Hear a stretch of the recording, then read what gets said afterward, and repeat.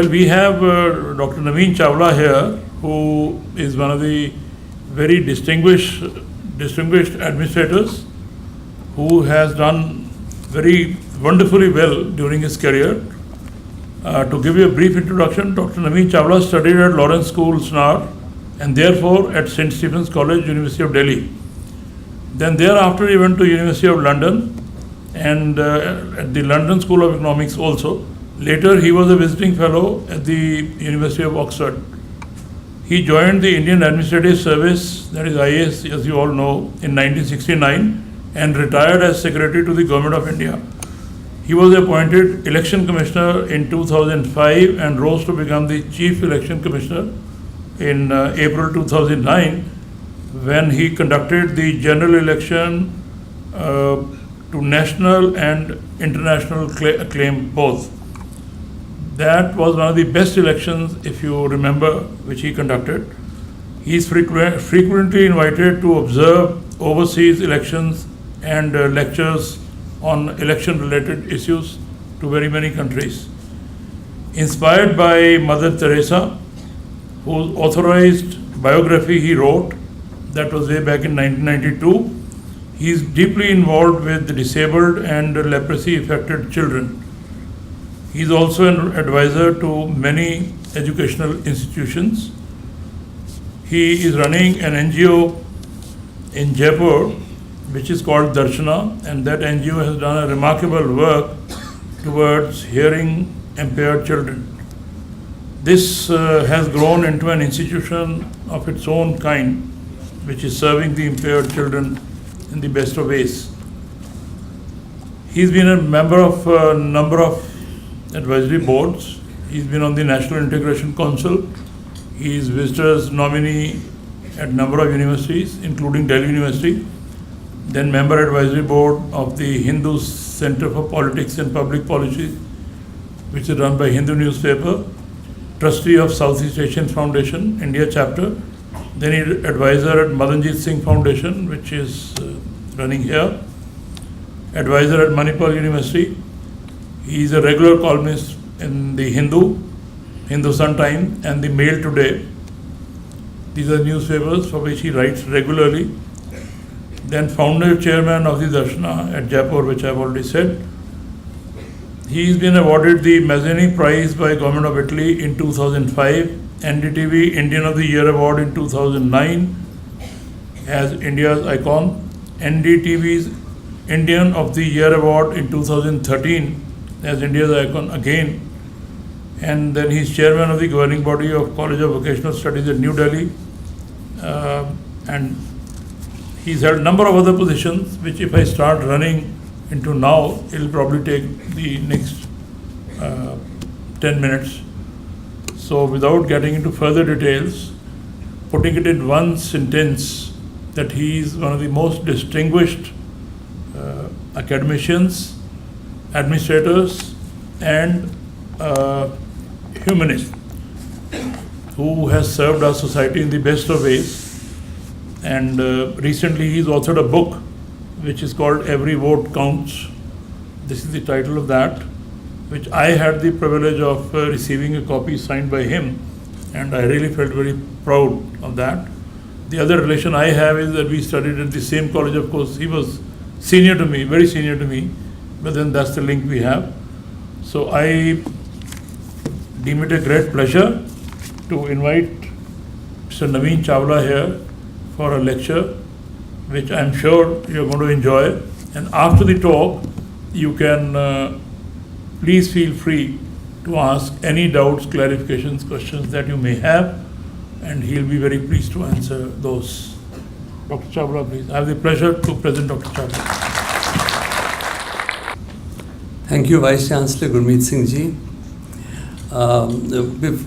While I was on my way here, I said that I'd like to speak for 20 minutes and then leave 20 minutes or so for all the questions that you want to ask me about EVMs, etc., etc. But first I want to, with your permission, sir, ask how many of you are going to vote for the first time? Is there anybody who's just turned 18 by any chance who will be voting now. Oh, that's very nice. I see 1, 2, 3, 4, 5, 6. Oh, that's brilliant. I see about 15 hands. Where will you be voting? Here in Pondicherry? Because you know that if you go onto the Election Commission website and you download Form 6, you only have to put your picture and you can vote from here. So in case you'd like to, there's still the opportunity in the next few days to be able to do so. I know that your vote may be in your hometown or home city or home village, but should you want to vote in this election and you can't go to your home city or town or village, then you can even now vote in the booth which is in the precincts of this university. So I hope that all of you, and may I now also ask you, how many of you in this room, I don't mean the faculty, how many of you have already voted in the past? Will you raise your hands? That's also wonderful. And apart from those hands which had just been raised of the new 18-year-olds, how many have not voted so far? Then my request is, please vote and do not vote a criminal candidate, because 30% of our candidates of the Lok Sabha and our assemblies have been criminal, and out of them at least 15% for serious crimes. So if you're going to vote this time, please, you have choices, because one of the choices also, none of the above, nota. That's also a choice that you can make. So now I'll just slip into what I have to say. I'm just going to take you slightly through my book, the way I've done the chapters. And I'll begin by saying that in the Election Commission of India, I think it is, sir, one of the best election commissions in my opinion, the world. The other thing is that there are some, we have complaints, we have grouses, but the wonderful thing about our elections is that we hold them on time. For the last 70 years, since 1951-52, we've held every election on time, each time, and each time the result has been accepted by the winner and the loser alike, which we take for granted in India. But you only have to look at our neighborhood to see the countries that also gained independence at about the same time we did, and you do not see such a good track record for whatever different reasons there are. I'm not substituting my judgment. I'm only saying that we in India have been able to do this, and in part because we have a very good election machinery and very good traditions that have been set, and that I'm sure will apply to the forthcoming election also. I was in this book, Vice Chancellor Saab, I was saying that in many ways it was easier for me to do a general election in 2009 than it was for Mr. Sukumar Sen to do an election in 1951, because this was soon after independence in India. We had just become independent. There was no civil service to speak of, and where were the bureaucrats to come from? So he took the bureaucrats of the Constituent Assembly and managed to create the first electoral roll of India. And in that, a lot of ladies didn't give their names. They would give the name as so-and-so's mother, so-and-so's daughter. He did not put their names on the roll. They came on the roll in 1957. But he is the person who put up the first architecture, and for me, he is the unsung hero of my book. The other person who is the hero of my book, without my saying so in quite so many words, is Mr. T.N. Seshan, whom I greatly admire. Admire for the teeth he gave to the Election Commission. And the other heroes for me are our election officials. Who are our election officials when we do an election? They are teachers, they're revenue officials, they're all government officials of one kind or another. Many of us are reluctant to even walk to our election booth. We want to be driven there, we want to be dropped at the door. But our election staff, when you do elections, particularly in difficult places, in the mountainous areas, in Naxal-affected areas, it is such a difficult job, and they often put their lives and limbs on the rail when they do it. Can you imagine that in some of the Naxal areas, where the roads have been mined before. The paths on both sides have been mined. Our election officials are still walking 10, 15 kilometers to set up a polling station and walking through thick jungle and then having to walk back. I'm not going into the Maoist problem. That is not my intention. I'm not seeking sides. I am only merely saying that it is so difficult for our officials who are teachers and revenue staff and so on to do an election of this kind. There are also many things, while many things are going right, there are also many things that are beginning to go wrong, which I also frankly discuss in my book. There are money power, there is muscle power, there is paid news, and today there is also this phenomenon called fake news. What is fake, what is truthful? These are being hit at us on our senses in WhatsApp, in social media messages, on Facebook frequently. So the result is that are we able to make discerning choices? Let me take you through each one. On the money matters, we are allowed in a general election to spend 70 lakhs. That's the limit. But people, as you know, are spending 10, 20 times more. You may say, what is the Election Commission doing? We put 2,000 senior most officers of the government and the states out as observers in all the constituencies. But in spite of that, money has a way of going like this, through ingenious methods, contained in ambulances, in milk vans, all sorts of strange ways. Human ingenuity is such that people are spending much more money than they ever should. The other frightening thing for me, sir, is that now people are also wanting money. There was a by-election in Chennai not very long ago in RK Nagar, and there Rajdeep Sardesai had me on television and he had cameras in the field. And what was happening? People were demanding money. They were happy to accept a 20 rupee note, which every note has a unique number, so that after the election it would be exchanged for what? 1,000? No. 3,000? No. 5,000 minimum, 10,000 maximum. And people are wanting this. So now two things have happened. People are offering money and people are demanding money. And that is both augurs very badly for our country. I'm not saying it only happens in our country. I see it happening all over the world. I see it happening in different ways, maybe more sophisticated ways. For example, in Mexico, the media is actually entirely controlled by one man. He is the richest man in Latin America. Now, who is he influencing? Who is he supporting? Because that comes out in editorials and so on, so that influences. We've seen just what has happened in the US election. We don't have to look much further. Our newspapers and media were bombarded by what is happening in the US and how Russia has played a role in that US election, which perhaps saw the defeat of one candidate and the winning by the other. We saw WikiLeaks, and WikiLeaks then are spread by social media all over the world and influencing. Mark Zuckerberg had to appear before Congress and is likely to be fined $2 billion. But the damage has been done.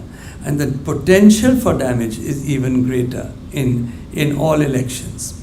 So we have a model code of conduct, but that model code of conduct was drawn up in 1960. How far will that model code of conduct still be able to influence behavior when social media is feeding our prejudices, our likes, our dislikes? It's very dangerous. So let us see. You're all very, very intelligent people. And what I am telling you is just a few pointers to the forthcoming election. Please look out for fake news. You're intelligent people, you have mind, so you are able to see who is trying to influence you. If you were to pick up 4 newspapers on any one day, you will find that each newspaper is trying to influence you in a particular way. The second is, what is truthful news and what is fake news. The third is what is paid news. Now, unfortunately, what has happened in elections, there was a lady who was contesting an election in UP, sir. This was a few years ago. It was actually in the 2009 election which I conducted. The correspondent of a newspaper came to her and said, "Give me 50 lakhs. And she said, "What 50 lakhs? He said, 50 lakhs for all the news in my newspaper favorable to you. And if you give me 1 crore, I will make sure that you have a package, 50 lakhs for favoring you and 50 lakhs for putting down the opposition candidate." So she refused, and she said that not only that newspaper, but several other newspapers just blanked her out completely. So that is also the issue of paid news. So we have paid news, we have fake news, you are inundated by news, so you have to now, but please, when you vote, look at because according to the Honorable Supreme Court, every single candidate has to declare 3 things by affidavit, which are now uploaded. One is how much money. Whatever that money is, multiply that by 4. It'll be at least, it'll be a fourth of what that person actually owns. The second is their educational qualifications. And the third is the cases, criminal and civil, registered against that person. Now that person has to truthfully put that up on board, because otherwise it's contempt of Supreme Court, and their opposing candidates will complain very, very quickly. So these are determinants for you to also choose a candidate. Otherwise, the choice of candidates is unfortunately caste and community and ethnic status and religion and region, which are not necessarily the best choices for an election. So I've sketched out to you some of the things that are going wrong, many things going wrong, but many things going right. We have an electronic voting machine that I deeply believe in. And I'll take you to another country not very far away, but not on our continent, which had elections last year. I won't name the country. Had elections last year, and would you believe it, that the officer in charge of the electronic voting machine in that country is not only murdered, he is murdered brutally. His body is not made to disappear. It is thrown out onto a ditch by the side of a main highway for a lesson to be learned by everybody, candidates and others and officials, that this too can happen to somebody who's trying to work a machine correctly. So these are there are many challenges, but if you just, I'll end by throwing at you some numbers. I've already addressed a group before, maybe then, I don't think they're here. But when I did the election in 2009, we had 714 million registered voters. 714 was more than Europe and Russia put together. When Mr. Sampath did the 2014 election, there were 816 million voters, registered voters, and now there'll be about 900 million. So I know people do complain that my name is missing, so-and-so's name is missing. There are often reasons for that. Your names may be missing because you elected not to go online. Your name may be missing because you may have moved from one part of Bangalore city to another part of Bangalore city. That can also be happening. But to think that so many million, 900 million, more than North, South America and Europe put together, can actually have a name on an electoral roll and virtually correctly. Is this a small achievement? It's a fantastic achievement. So with these words now, I will end my sort of brief lecture.